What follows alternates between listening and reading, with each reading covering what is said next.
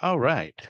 Sorry, I had to start this one a little, not the way I would normally do it. Let's just put it that way. Kind of in a rush to get things done. I do apologize as well for the ending of the last one. If you didn't read the comments, I got a FaceTime call from my brother and niece, and I'm not going to turn her down if she wants to talk to me. She can't talk to me because she's, not even capable of doing that yet, but it's still fun.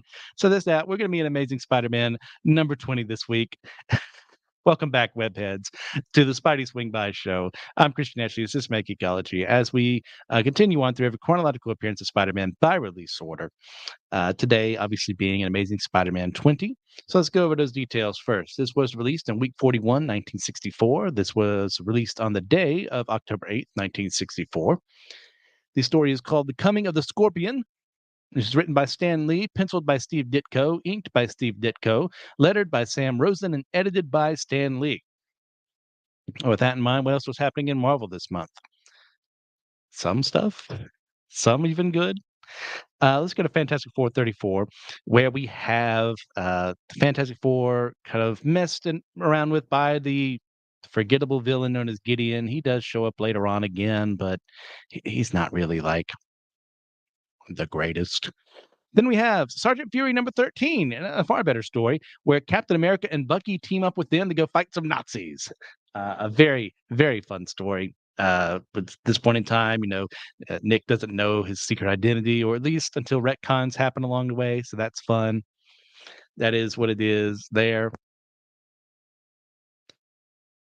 Then we have Strange Tales 128, where we see the Human Torch and the Thing fight the Scarlet Witch and Quicksilver in a story I completely forgot happened, as well as Doctor Strange facing off against the demon, not an actual demon, but kind of he just calls himself that. He's like a magic disciple of what's it, Baron Mordo? I can't remember off the top of my head. Not the best Strange story. Once again, it's a Strange Tale story with the Human Torch in it, so your mileage may vary. Then finally, in a very sparse month, we have Tales of Suspense 61, where Iron Man faces off against the Mandarin as his supporting cast kind of leaves as they kind of figure out something's wrong with him and Tony Stark. Tony Stark is still believed to be dead at this point in time that we saw kind of mentioned in the Avengers 11 that we did last time because this takes place in the same month. Then we have Captain America facing off against the Sumo in Vietnam, so it shows our cultural understanding of Asians not quite up to par where they should be. But you know what? It is what it is. It's the 60s. I guarantee most people didn't know where those places were on the map. And then again, there's plenty of people now who wouldn't know where they are on the map. But on to a better note, we're going to be an Amazing Spider Man number 20 today. And we're going to see him facing off against the Scorpion for the first time in a very fun story. We started off, oh, excuse me, we ended last time with Spider-Man on The Amazing Spider-Man, not the Avengers, with him being stalked by this mysterious person, his spider sense kind of going off with them. Well, we continue off from there to see Peter kind of, leaving Liz behind, Flash telling him to go play in traffic. And this man's just like following around and pretending to be this innocent pedestrian. He's following Peter into the house. And he is kind of like, How could he like, does he know my secret identity? Is that what it is?" Um, but Peter sees him walking away, suits up, and then tries to follow him. He's calling someone that Spider-Man can't hear, and continues to go around, to distract him, uses a web bat, which very, no cool use of his webbing, manages to get back inside and takes his costume off. Aunt May finds him, thinks he hears a noise. Says he accidentally knocked over a chair. As time goes on, like the guy just keeps following him, and Peter's like, "What is going on? What can I do with this mysterious person just coming after me?" And we go over to J. Jonah Jameson, who is reading, uh, as the narration says as well. He's the undisputed head of the I Hate Spidey boosters. But he's reading the paper and he hears about some nutty scientist who claims to have found a way to cause artificial mutations in animals. And he's like, whatever, it doesn't make any sense. Now, if he could discover an anti Spider Man serum, that'd be a different story. But then he thinks if there were someone stronger than Spider Man, he could hire that person to take him down. So he decides where to figure out what this egghead is, finds out his name is Dr. Farley Stillwell, who will be a part of Spider Man stories for many years to come as this genius who causes problems in that regard. Um, and we see the investigator following Peter, sees him going into the Bugle. Um, says, oh, he's probably just going to see his girlfriend there. He's thinking Betty, and he's going to go report to the boss and comes inside, and the boss is revealed to be none other than J. Jonah Jameson, who has hired Mac Gargan, private investigator, to figure out how Peter Parker is able to sell pictures of Spider-Man. Like, why is it him who always comes in with it? He's got to have some connection, which is a great twist. I mean, obviously, in hindsight, we can definitely figure out who it is, but it makes a lot of sense. Like, who would have the motive to do something like this? Well, J. Jonah Jameson does. And something way more important now is going to turn Matt Gargan into something bigger than he is as long as he gets paid. Excuse me. And then we see Betty talking with Ned again. The two of them are still going out. Ned's about to go to Europe to cover some disarmament conferences, so a very topical reference for the time there. And Ned leaves that night. And then Peter sees the guy who's been following him in J. Jonah Jameson's office.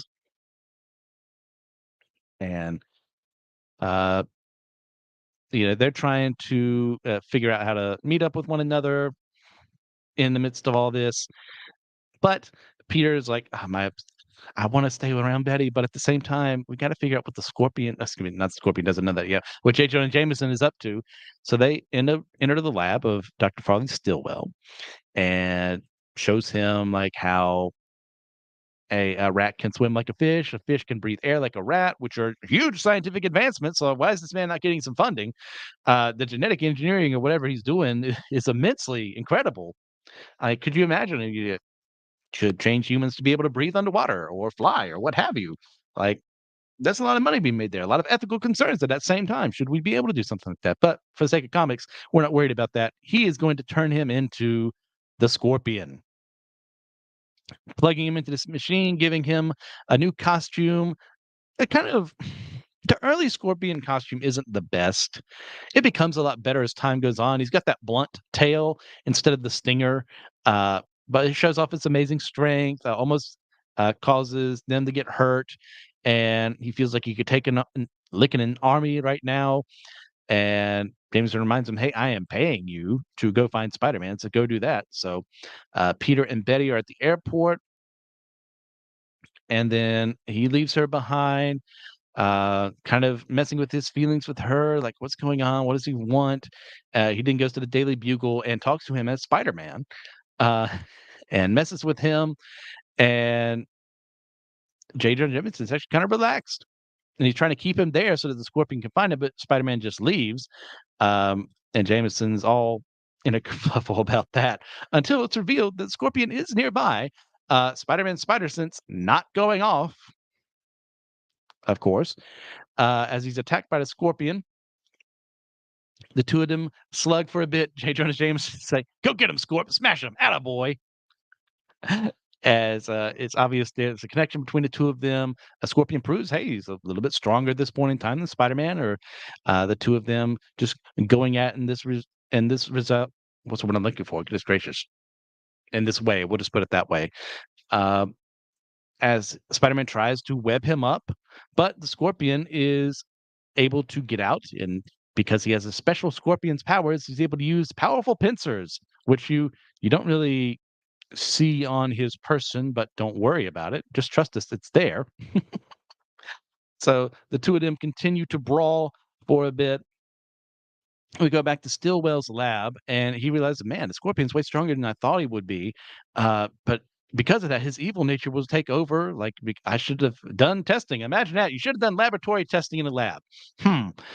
So he rushes off to go tell him, like, hey, you should probably stop this right now. We got to find and cure you. But the Scorpion manages to throw Spider-Man through what appears to be like an empty water tower or something like that, and leaves him there instead of securing the kill. Which, hey, good for us because there's more Spider-Man coming. But he just leaves and tells Jameson, doesn't really tell him anything. He just decides that he's through, and he's gonna steal some money from an armored truck, and he ends up to the point where Jameson's freaking out because, hey, if people find out who made the Scorpion, well, that's going to be bad press on his end, which takes a very long time for it to come out that way. Spider-Man does recover, comes out of the water tower, and we see Stillwell get to the Scorpion, tell him, "Hey, look, like you'll never be able to change back again, and you lose all sense of right and wrong." And Scorpion's like, well, you don't say. Well, it'd be a real shame if that were to blow up and I'd never be able to use it." And Stillwell tries to hit him with the serum, um, and seemingly dies in the pursuit. Now we will find that's not quite as true later on. There's some retcons along the way. I can't remember exactly what happens, but Spider-Man and the Scorpion continue their fight from earlier as the Scorpion has kind of like given in to the madness. J. Jonah Jameson is very upset, and it's knowing it's all his fault. Like he'll be ruined if this ever comes out, and he kind of has this self-reflection of like, was it really worth it for me to go through all this just to take down Spider-Man? The Scorpion is going to be such a huge threat. He's created another villain in a world that's already had a lot of villains come in it. Back to the fight between Spider-Man and Scorpion. The two of them continue to tussle. Um, his strength is getting immensely great. Spider-Man is unable to hit back until he hears someone calling out for help, as the Scorpion has left him once again to go to the Daily Bugle, knowing what Jameson has done, decides he's going to take care of him. He hears the scream he heard was actually Betty crying out in anguish. I mean, like just being cast in that situation, just wasn't prepared for it. So the Scorpion comes in to take down Jameson. Spider-Man comes to save the life of the man who caused this problem. Let's not forget that. As the two of them continue to fight, Spider-Man is able to rip off part of the tail and the back of the Scorpion's outfit because, hey, he is super strong. You should be able to do something like that.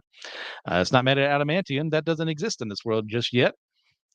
So Spider-Man proceeds to beat up the Scorpion and then tells Jameson, he's all yours. Be sure the police get here before he comes to again. And Jameson's like, "Hey, you beat him. You defeated someone who's stronger than you." And Spider-Man rightfully brings up, like, "Hey, it happens all the time. Ever heard of David and Goliath?" It's not quite a David and Goliath story, but yeah, it is to an extent true. Scorpion was stronger as Peter Still's growing into his powers. He's not quite as strong as he will be in the future. Uh, and he finds that he's all cut up and bruised. He's trying to think of a way to figure out how to explain this because, hey, people are going to ask questions because it's kind of a noticeable thing. So So he's trying to figure out like, "Hey, I just got some sort of accident, or maybe I got pulled over playing some touch football."